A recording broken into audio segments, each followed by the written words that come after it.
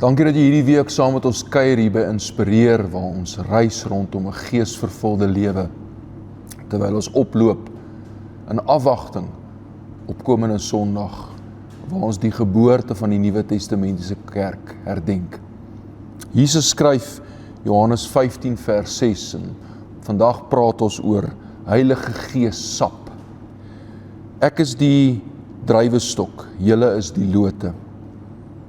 Wie aan my verbonde bly en ek aan hulle, dra baie vrugte, want sonder my kan julle niks doen nie.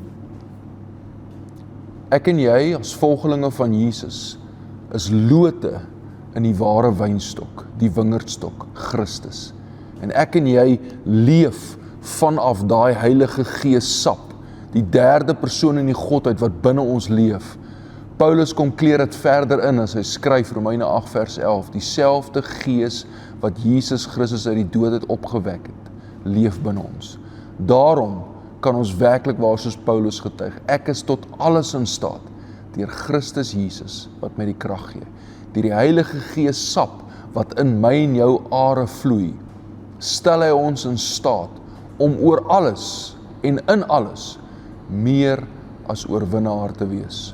Moenie God se Gees binne jou onderskat nie.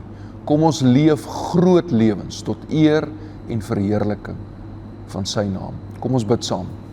Hemel Vader, dankie vir die voorreg dat ons hierdie week kan saam reis rondom 'n geesvervulde lewe. Dankie vir die Heilige Gees in ons. Dankie dat U Gees ons rig, ons lei in die volle waarheid. En meer as ooit is my gebed, Here, dat U Gees ons die pad sal wys. Die Gees die woorde op ons lippe sal hê.